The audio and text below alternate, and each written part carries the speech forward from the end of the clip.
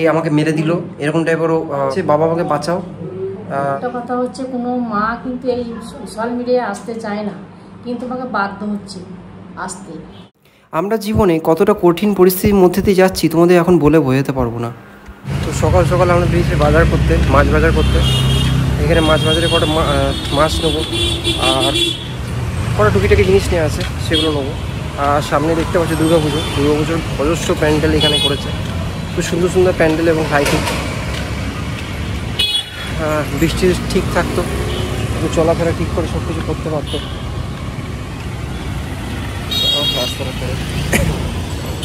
চলো যাই, মাছটাকে নিয়ে নিই। অনেক ধরে এখানে মাছ খাওয়া হয়নি। চেন্নাইয়ের মাছ তো খাওয়া হলো, চেন্নাইয়ের এবারে এখানকার মাছ খেয়ে দেখি। বৃষ্টির লড়াইটা যেন শেষই হচ্ছে না। জীবনে কত যে ওকে আর পরীক্ষা দিতে হবে। মেয়েটা সারা জীবন পরীক্ষা দিয়েই গেল, আর ভগবান ওর কাছে প্রতিনিয়ত পরীক্ষা নিয়েই গেল। আর আজ তোমাদের সঙ্গে কিছু জিনিস শেয়ার করবো যেগুলো তোমাদের কাছে অবিশ্বসনীয় লাগবে, কিন্তু ঘটনাগুলো বাস্তব। তোমাদের অনেকের কাছে এইটা হয়তো একটা মিথ্যে গল্প হতে পারে বা একটা ডেইলি ব্লগ, একটা এন্টারটেনমেন্ট জায়গা হতে পারে, কিন্তু এটা আমাদের কাছে বৃষ্টির যে লাইফে ফুটে আসা ওর যে আগে যেই ঘটনাগুলো হয়েছে সেগুলো সত্য প্রকাশ হয়েছে এতদিনে। এত কিছু হওয়ার পর এখনও যে বেঁচে আছে, ও যে একটা বাঁচার ইচ্ছা আছে, সেটাই আমার ভেবে অবাক লাগে।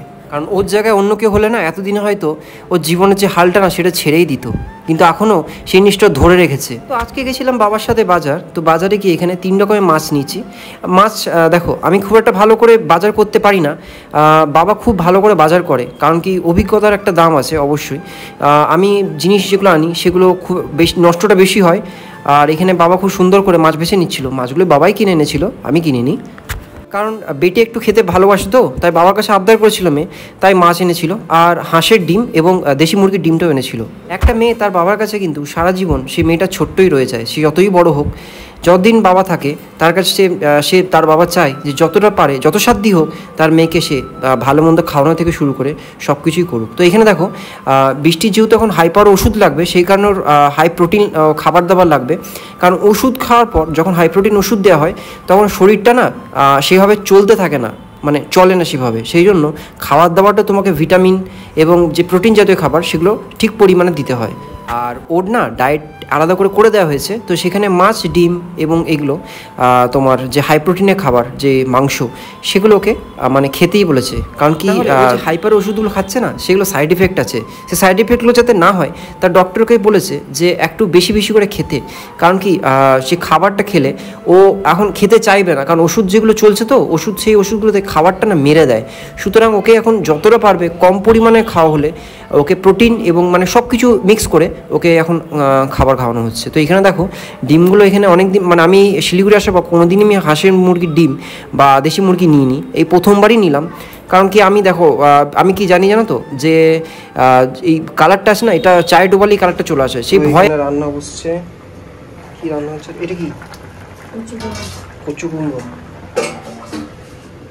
বৃষ্টি কুলে খাড়া হয়ে গেছে, উচ্ছে পড়বে নাকি? হ্যাঁ, ডিম সেদ্ধ হয়ে গেছে বৃষ্টির। এই যে ডিম সেদ্ধ। আর কি, আর কিছু হয়েছে নাকি? আমার ডাল, উচ্ছে ভাজবে। আর এইদিকে কালকের আলুর দমটা আছে। কালকে আলুর দমটা দারুণ হয়েছিল। খেয়ে নেবো, মুড়ি দিতাম, মুড়ির সাথে মেখে খেয়ে নেবো। মায়েদের রান্না হচ্ছে, এদিকে বাবা ছাড়াচ্ছে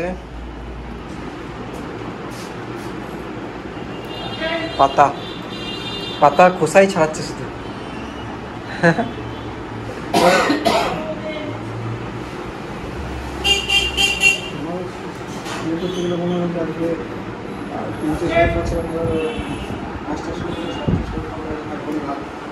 ভাত, গাঁধাল পাতা কাটা কমপ্লিট। আর এদিকে বৃষ্টির মাথায় তেল দেবো। তো কতদিন পর বৃষ্টির মাথায় তেল পড়লো। ওর মাথায় এত পরিমাণে চুল উঠছে যে তোমাদের বলে বোঝাতে পারবো না। তাই ভাবলাম একটু তেলটা দিয়ে দিই, কারণ এই তেলটা নেওয়ার পর না ওর চুলের যে গ্রোথটা না ভালোই থাকছে এটা নেওয়ার পর। তো মা কত দিকে করবে বলো, রান্না করছে, ঘরও বাগাচ্ছে, এবার সব দিকটা তো ছেড়ে দিতে পারি না, কারণ উনিও অসুস্থ। সুতরাং যতটা আমি পাচ্ছি হেল্প করছি, কারণ ওনারা চলে গেলে আমাকে আবার করতে হবে। তাই জানো তো একটু কষ্টও হচ্ছে যে ওনারা চলে যাবে এবং একটা নিস্তব্ধ পরিবেশ আবার সৃষ্টি হবে। কারণ কি এতদিন যে করে দিয়ে গেছে না, সেটার মানে তোমাদের বলে বোঝাতে পারবো না যে আমার কতটা সাহায্য করেছে। একটা মাস তারা বাবা নিজের কাজ বন্ধ রেখে, মা নিজের শরীরকে সাইডে ফেলে রেখে শুধু আমাদের জন্য, মানে বৃষ্টির জন্য, শুধু বৃষ্টির জন্য বলবো না, আমার জন্য, কারণ আমার দেখছে কতটা কষ্ট হচ্ছে, সেগুলো দেখেও ওনারা মানে নিজেদের শরীরের চিন্তা বা নিজেদের কাজের চিন্তা করেননি যে ওনাদের কতটা লস হচ্ছে পরিমাণ। তো বাবার শরীরটা ভালো নেই, আগে তোমাদের ভিডিওতে বলেছিলাম যে ওনার যখন শরীর খারাপ হয় খুব পরিমাণে হয়, মানে ছোটোখাটো হয় না। তো সেই শরীর খারাপটা মানে ঠিক হয়েছে আর চলে এসছে এখানে। একদিনও রেস্ট নেয়নি, কারণ একটা বড় শরীর খারাপ যখন হয় না তারপরে রেস্ট নিতে হয় কিছুদিন। তো উনি রেস্টও নেয়নি, এখান থেকে যাবেন গিয়ে আবার ডিউটি জয়েন করবেন, এখানে রেস্টও নেবে না, কারণ এখানে ওনার ঘুমটা সেভাবে হচ্ছে না, খাবার দাওয়া খাচ্ছেন বাট সেভাবে হচ্ছে না, কারণ কাজে একটা থাকে। তো এখানে গিয়ে একটা কাজে থাকা আর একটা ঘরের মধ্যে বদ্যি থাকা, দুটোর মধ্যে অনেক তফাৎ। তো মা এখানে দেখো রান্না করছে, আর বৃষ্টি রাতে এমন করছে না, মানে ওগুলো দেখে না বাবা মা আমার কারোরই ঘুম হচ্ছে না। তোমাদের বলে বোঝাতে পারবো না, এই 2-3 দিন ধরে আমাদের মানে যা যাচ্ছে। অনেকে বলছো যে সবসময় রোগ, দেখো একটা মানুষের রোগ দেখাতে বা কোনো জিনিস টানা দেখাতে কারোর ইচ্ছা করে না, কিন্তু যেটা হয় আমাদের ডেলি ব্লগে চেষ্টা করছি যতটুকু তোমাদেরকে দেখানো এবং সেগুলো তোমাদেরকে তুলে ধরার, যে কতটা পরিমাণে একটা মেয়ে কষ্ট পেলে বা অত্যাচারিত হলে সেই জায়গাটা মানে সেই পরিস্থিতিটা হয়ে আসে। তো এখানে দেখো ফুল নিতে চলে গেছিলাম ঠাকুর পুজো করবো বলে। তো একটা কথা তোমাদের বলি যে কেউই চাইবে না যে নিজের রোগ সবসময় দেখাবে, সবসময় চাইবে সে নিজে একটা ভালো লাইফস্টাইল দেখাক, সে সুখে আছে, সংসার করছে, রান্না করছে, ঘুরছে ফিরছে, মানুষ এগুলো দেখাতে পছন্দ করে, দেখবে বেশিরভাগ ব্লগিং। কিন্তু আমাদের দেখবে একটু আলাদা, কারণ প্রথমে আমরা যখন ব্লগিং দেখাচ্ছিলাম তখন আমাদের শরীরে অসুস্থতা এরকম ছিল না, আমাদের নিজের কাজ করতাম, আমি কাজ করতাম, বৃষ্টি ভিডিও করতো, এইসব জিনিস আগে তোমাদেরকে তুলে ধরতাম। কিন্তু পরবর্তীকালে যখন বৃষ্টি শরীর খারাপ হলো সেগুলোই তোমাদেরকে তুলে ধরতে লাগলাম। কারণ কি তোমাদেরও জানা দরকার যে একটা মেয়ে যে বলে না, দেখো সবাই তো এই প্ল্যাটফর্মটা পাই না, আমরা এই প্ল্যাটফর্মটা পেয়েছি, তোমাদের ভালোবাসা পেয়েছি, সেই জন্য তোমাদের কাছে সব কিছু তুলে ধরতে পারছি। তোমরা যে সাপোর্টটা দেখাচ্ছ ভগবানের আশীর্বাদে, তোমাদের আশীর্বাদে সেই জিনিসটা তোমাদের ধরতে পারছি, আমাদের লাইফটা তোমার শেয়ার করতে পারছি, আমাদের জীবনে কিছু অস্বাভাবিক ঘটনা ঘটেছে সেগুলোই তোমাদের তুলে ধরার চেষ্টা করছি। অনেকে হয়তো গল্প লাগতে পারে, কিন্তু বিশ্বাস করো এটা গল্প না, এটা সত্যি একটা মেয়ের জীবন, সেগুলোই তোমার সঙ্গে তুলে ধরার চেষ্টা করছি। তোমরা একটা মেয়ে, তোমরা হয়তো কারুর মা, কারুর বোন, কারুর দিদি, তো সেই জায়গাটায় মানে নিজেকে দেখে রাখবে। আমি বলছি না যে সহানুভূতি দেখাও, সহানুভূতি দেখাচ্ছি বলার জন্য বলছি না, জাস্ট মানে তোমাদের তুলে ধরাচ্ছি যে কত পরিমাণে একটা মেয়ে যদি মানে এতভাবে টর্চার হয় বা অত্যাচারিত হয় তবে এই পজিশনটা আসতে পারে। বৃষ্টির মতো কত মেয়ে, কত মানে বোন, কত মা আমাদের অত্যাচারিত হয়, যেগুলো আমরা জানতেই হয়তো পারি না, সেগুলো তারা হয়তো সেই প্ল্যাটফর্মটা পায় না। এই তো দেখতে পাচ্ছ কলকাতায় এত বড় একটা ইনসিডেন্ট হলো, তো সেটা কি এখন বিচার পেলো? সেই মেয়ে বা সেই দিদি বা সেই বোন যেই হোক, তিনি কি বিচার পেলেন না। দেখো কতদিন পেরিয়ে গেল, মা দুর্গা চলে এলেন, তো এখন উনি বিচার পেলেন না। কিন্তু সবাই দেখো সবার নিজের লাইফে মর্ত হয়ে গেছেন, কিন্তু সেই যে মেয়ে, তার মা বাবা, তেনারা একা রয়ে গেলেন। সেমনি বৃষ্টির জীবনটাও সেরকম, তারা হয়তো পার পেয়ে গেলেন, কিন্তু রয়ে গেল কে? বৃষ্টি, তার মা বাবা এবং আমি, তার জীবনের যে কষ্ট, তার পিছনের যে এত সেগুলো রয়ে গেল। এই যে অর্কবাবু ঘুম ছাড়ছে না আজকে, বাইরে বৃষ্টি পড়ছে, ওই জন্য ঘুম একদমই ছাড়ছে না, তাই তো ব্যাপার? হ্যাঁ, ওকে ব্রাশ করে দিতে হবে, চলো ব্রাশ করে নি। বাইরে বৃষ্টি পড়ছে আজকে, বলো দেখবে বাইরে বৃষ্টি পড়ছে।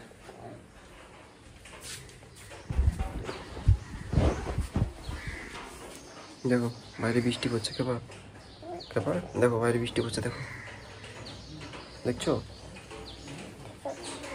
চলো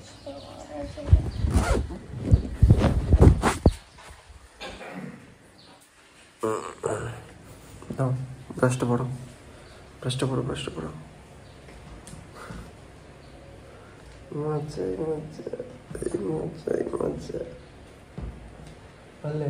নতুনটা, হ্যাঁ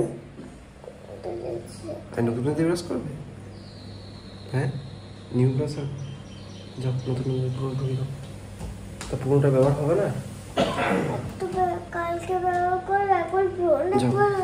ওয়াশ করে নাও।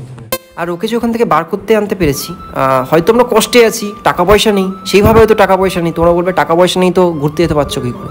দেখো ওই টাকা পয়সা একটা ভালোভাবে সুষ্ঠুভাবে জীবনযাপন, দুটোর মধ্যে অনেক তফাৎ। হয়তো বৃষ্টির আগে ব্লগিংগুলো দেখেছো বা আগে ভিডিওগুলো দেখেছো কীভাবে থাকতো, আমরা লাইফস্টাইলটা কীরকম ছিল হয়তো আমাকে জানতে না। তো সেইখান থেকে এটা আমাদের জন্য অনেকটাই ডাউনফল। তো সুতরাং গরম নেই তো, কাশি হচ্ছে না।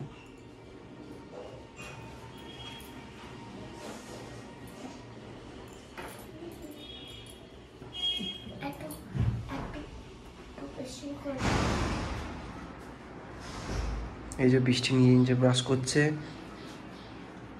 করো আস্তে আস্তে করো, আস্তে আস্তে করো।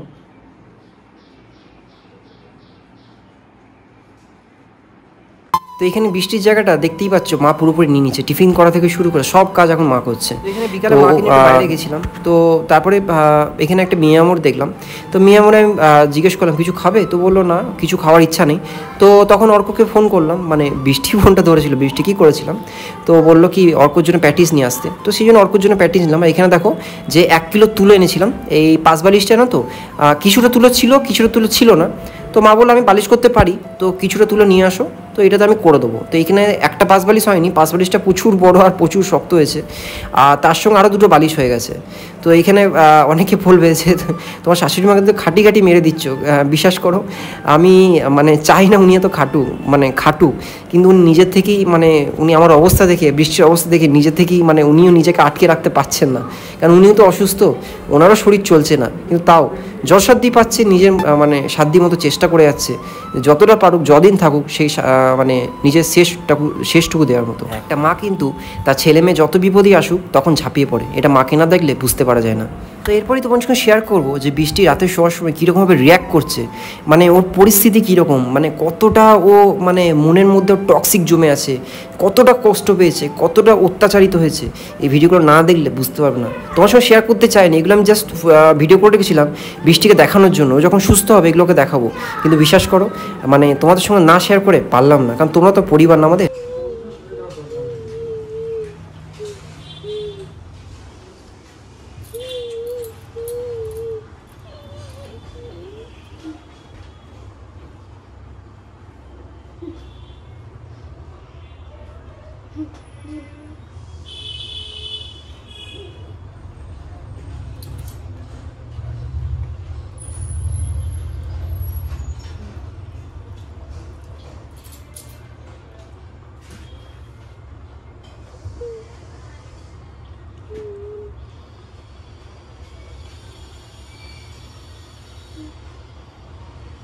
তো দেখতে পেলে বৃষ্টি কি কীরকমভাবে ও যখন ঘরে কীভাবে কাঁদছে, ও ওর অতীতটা ওকে কুড়ে কুড়ে খাচ্ছে, ওর যে আগের জিনিসগুলো সেগুলো উঠে আসছে।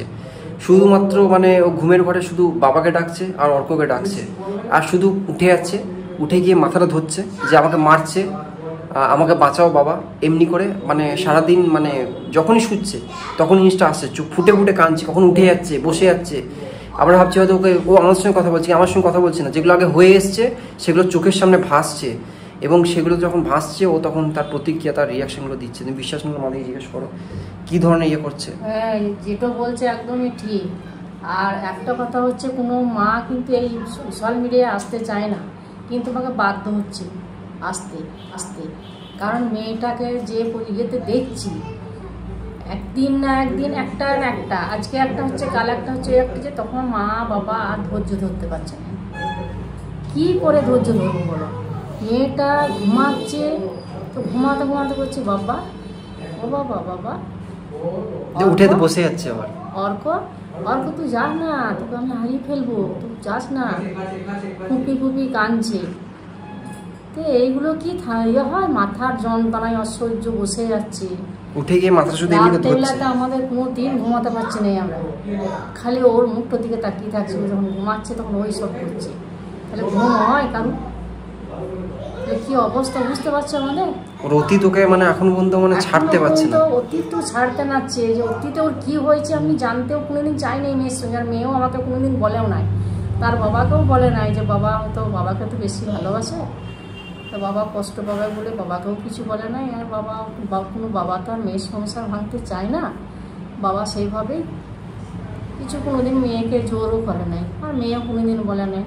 আমাকে যদিও একটু আধটু বলতো তো আমি চুপচাপই থাকতাম, যে না মেয়ের সংসারটা ভেঙে যাবে। তো আজকে অতীতে যে কী হয়েছে না হয়েছে আমাদেরকে কিছুই বলতে হচ্ছে না। ও যখন ঘুমাচ্ছে তখন ও নানা রকম বেরিয়েছে। ডাক্তার বলেছিল যে ওর ভেতর থেকে বেরিয়ে আসবে সব কিছু, আস্তে আস্তে ঘুমের মাঝে ওগুলো বলবে সব কিছু। তা সেটাই এখন দেখছি সেটাই হচ্ছে। ছেলেটা মার কাছকে আসতে চাচ্ছে, কিন্তু মা যখনই ছেলেটা আসছে তখনই এত মানে রেগে যাচ্ছে, কেন কে না ছেলেটার উপর রেগে যাচ্ছে, আর ছেলেও কাঁদছে। আর এইগুলো মানে আমাদের এই দেখতেও কেমন লাগছে, সে কী বলবো, ভালোও লাগছে না। আর মেয়েটা যদি এমনি করে থাকে আর এরকম যদি হয়ে থাকে, তাহলে কার মায়ের ভালো লাগে, বাবা মায়ের বলো। আজকে ঘর সংসার ছেড়ে দিয়ে আমি এখানে বসে আছি, আজকে আমার ভালো লাগছে? আর ছেলে করে খাচ্ছে, ছেলেরও অসুবিধা হচ্ছে, আর মেয়েকেও ছেড়ে যেতে নাচ্ছি। প্রায় 1 মাস হয়ে গেল, প্রায় 1 মাসের উপর 1 মাস হতে যাচ্ছে। আজকে আমারও এখানে মনটা ছটফট করছে, কিন্তু আবার ওখানে যেয়ে পরে আবার থাকতে নাড়বো মেয়ের জন্যে। কারণ রাত্রেবেলা জিনিসগুলো করছে, ওগুলো দেখলে তোমাদের দেখছো এত কাঁদছে রাত্রের বেলাতে না, মানে ও কাঁদছে, আমরাও কাঁদছি। মানে যেগুলো হয়ে আছে সেগুলো আবার মানে ও চোখের সামনে ভাসছে, তখনই ওর বাবাকে ডাকছে, বাবা আমাকে বাঁচাও, অর্ক আমার থেকে দূরে চলে যাস না, এই আমাকে মেরে দিল, এরকম টাইপেরও মানে ইয়ে করছে, মানে ঘুমের মধ্যে সেগুলো ওর চোখের সামনে ভাসছে। তো তোমার সঙ্গে শেয়ার করলাম, এবারে যতটুকু পারলাম শেয়ার করলাম। নাহলে অনেকে ভাববে এটা নাটক করছে, গল্প বানাচ্ছে, কিন্তু আসলে যার সঙ্গে যেটা হয় সেটা সেই বোঝে। আগে ওই কথাটা বলেছি, আবার বলছি, যে যখনই কোনো জিনিস যার সঙ্গে হয় একমাত্র সেই বোঝে। যদি আজকে আমার কোনো জায়গায় আঘাত লাগে, আমি সেই আঘাতটা বুঝবো। আমি যদি অন্য কারোর আঘাতটা দেখি, তাহলে ও তো নাটক করছে, ওর আঘাত কিছুই লাগেনি। সুতরাং যার সঙ্গে যেটা যখন সেই পরিস্থিতি হয়, একমাত্র সেই মানুষটাই সেই পরিস্থিতি তখন জানে, তাছাড়া কেউ জানে না, একমাত্র সেই মানুষটাই জানে। তো আজকের মতো এইটুকুই।